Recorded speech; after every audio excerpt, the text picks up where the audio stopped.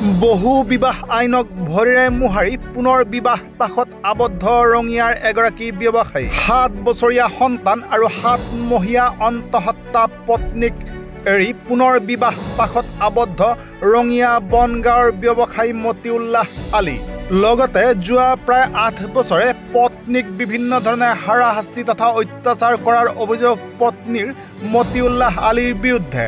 উল্লেখযোগ্য যে মতিউল্লাহ আলীৰ পত্নী নুৰজাহান বেগমৰ ঘৰ হ'ল লখিমপুৰৰ লুকামপুৰত আৰু বিবাহ সূত্ৰে তেখেত ৰঙিয়াৰ বনগাঁৱৰ বোৱাৰী আৰু তেখেতৰ অভিযোগ যে তেখেতৰ স্বামী মতিউল্লাহ আলীয়ে আজি প্ৰায় 8 বছৰে যৌতুক দাবী কৰাৰ লগতে বিভিন্ন ধৰণে শাৰীৰিক মানসিকভাৱে নিৰ্যাতন চলাই আহিছে তেখেতক। লগতে পত্নীৰ গুৰুতৰ অভিযোগ যে প্ৰথম সন্তান জন্ম হোৱাৰ পিছতে দুবাৰকৈ অন্তঃহত্যা হৈছিলে পত্নী আৰু জোৰকৈ গৰ্ভপাত কৰাবলৈ বাধ্য কৰিছে স্বামী মতিউল্লাহ আলীয়ে আৰু যোৱা প্ৰায় 8 বছৰে ইমানখিনি নিৰ্যাতন সহ্য কৰি থকাৰ পিছতো স্বামী মতিউল্লাহ আলীয়ে বহু বিবাহ বিৰোধী আইনক নস্যাৎ কৰি পুনৰ আবদ্ধ হৈছে বিবাহ পাশত আৰু এই সন্দৰ্ভত ইতিমধ্যেই পত্নী নুৰজাহান বেগমে গোচৰ তৰিছে ৰঙিয়া আৰক্ষী থানাত, কিন্তু ৰঙিয়া আৰক্ষীয়ে বিশেষ গুৰুত্ব নিদিয়াৰ অভিযোগ পত্নী নুৰজাহান বেগমৰ আৰু শেহতীয়াভাৱে কামৰূপ জিলাৰ আৰক্ষী অধীক্ষকৰ লগতে মানৱ অধিকাৰ আয়োগৰ ওচৰত লিখিত অভিযোগ দাখিল কৰিছে পত্নী নুৰজাহান বেগমে।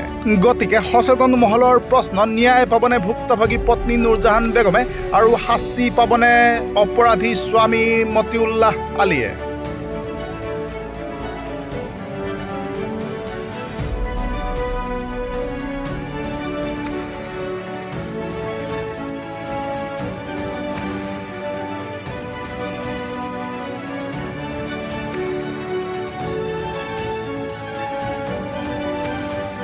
মোৰ ল'ৰা হোৱাৰ পাছতো মোক টেবলেট খুৱাই 2টা বাচ্চা মিছকেৰেজ কৰোৱাইছিল আৰু যেতিয়া দিল্লীত যাওঁ তেতিয়া 2 মাহৰ প্ৰেগনেণ্ট আছিলোঁ, তেতিয়াও সেই টেবলেট খুৱাবলৈ লৈছিল।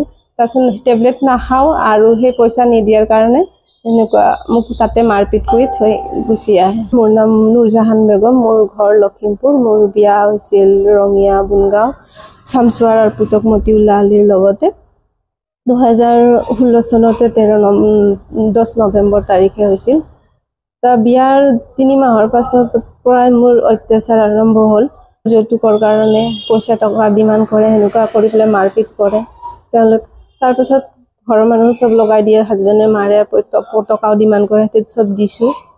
এতিয়া মোৰ ল'ৰাজনো 8 বছৰ এটা আছে, মই প্ৰেগনেণ্ট আছোঁ 7 মাহৰ। এতিয়া মোৰ ল'ৰাজনক দেখুৱাবলৈ কাৰণে এমছত গৈছিলোঁ, সেই 19 জুলাই তাৰিখে গৈছিলোঁ।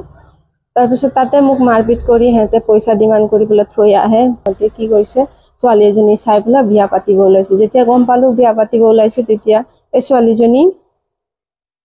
ছোৱালীজনীক বিয়া পাতিবলৈ ওলাইছে। যেতিয়া মই গম পালোঁ, তাৰপিছতে গম পাওঁতে মই সেইদিনা গুচি আহিলোঁ 30 তাৰিখে আহি যেতিয়া মই ৰঙিয়াত 12টামান বজাত নামি ডাইৰেক্ট সিহঁতৰ ঘৰতে গৈছোঁ। সিহঁতৰ ঘৰত যাওঁতে শাহুৰিহঁতে নন্দেকৰ গিৰিয়েকে মোক মাৰপিট কৰি পেলাই ঘৰৰ পৰা খেদি দিয়ে। তেতিয়া খেদি দিয়াৰ পৰা মই থানাত আহোঁ, থানাত এজাহাৰ এটা দিওঁ, তেতিয়া থানালৈ মোক লগতে লৈ যায়। তাৰপাছত আকৌ তাতো সোমাব নিদিয়ে, সিহঁতে আকৌ লগত লৈ আহে। কোনো ধৰণৰ একশ্যনে লোৱা নাই সিদিনাৰ পৰা। তাৰপিছত মই সেনেকুৱা মাৰপিট খালোঁ, তাৰপিছত সেনেকুৱাতে মোৰ অৱস্থা বেয়া হৈ গ'ল। তাৰপিছত মই লখিমপুৰ গ'লোঁ, তাতে 3 দিন এডমিট হৈ গ'লোঁ। তাতে এডমিট হৈ তাৰপাছত আৰু আহিছোঁ, ছাৰহঁতে কোনো ধৰণৰ একশ্যন লোৱা নাই। SP ছাৰ গুৱাহাটী আমিনগাঁও যোনটো SP ছাৰ আছে, SP ছাৰকো কৈছোঁ। তাৰপিছত SP ছাৰো ফোন কৰি মোৰ ওচৰতে ইয়াতে ৰঙিয়া থানাতে ফোন কৰি কৈছে। তথাপিও সেই SP ছাৰৰ কথা শুনি পেলাই সিহঁতে কোনো ধৰণৰ একশ্যন লোৱা নাই। আৰু ছোৱালীজনী যোনদিনা বিয়া পাতে সেইদিনাও ছাৰক আমি জনাইছোঁ, ছাৰেও মানে কৈছে কি সেইটো আমি একশ্যন ল'ব নোৱাৰোঁ বুলি কৈছে। আজি 30 তাৰিখৰ পৰা মই ঘূৰি আছোঁ এনেকুৱা অৱস্থাতে। মোক ডক্টৰে বেড ৰেষ্ট কৰিব দিছে, মই কিন্তু বেড ৰেষ্ট কৰিব পৰা নাই। একদম সিদিনাৰ পৰা ঘূৰি আছোঁ, কিন্তু পুলিচে প্ৰশাসনে কোনো ধৰণৰ মোৰ হৈ কোনো ধৰণৰ একশ্যন লোৱা নাই। সিহঁতে চৰকাৰে CM ছাৰে বোলে CM ছাৰৰ পৰা মোক বিশেষ অনুৰোধ, আমাৰ নিচিনা মহিলাক সহায় কৰক আপোনালোকে। আমি বহুত যন্ত্ৰণাত আছোঁ। আমাৰ এনেকুৱা অৱস্থাতে এৰি দি আকৌ নতুনকৈ সিহঁতে বিয়া পাতিছে, আমি শাস্তি খাব লগা হৈছে। মোৰ 2টা ল'ৰা ছোৱালীৰ মোৰ ভৱিষ্যত শেষ কৰি দিছে সিহঁতে। আৰু সেই গাঁৱৰ মানুহজনো সেই যোনটো জোনাব আছিল জনাবজন আৰু ছেক্ৰেটাৰী হেতে প্ৰেচিডেণ্ট গাঁৱৰ তেওঁলোকেও কথাখিনি নজনা নুশুনাকে সিহঁতে কথাটো বিয়া নিকা কৰোৱাই দিছে।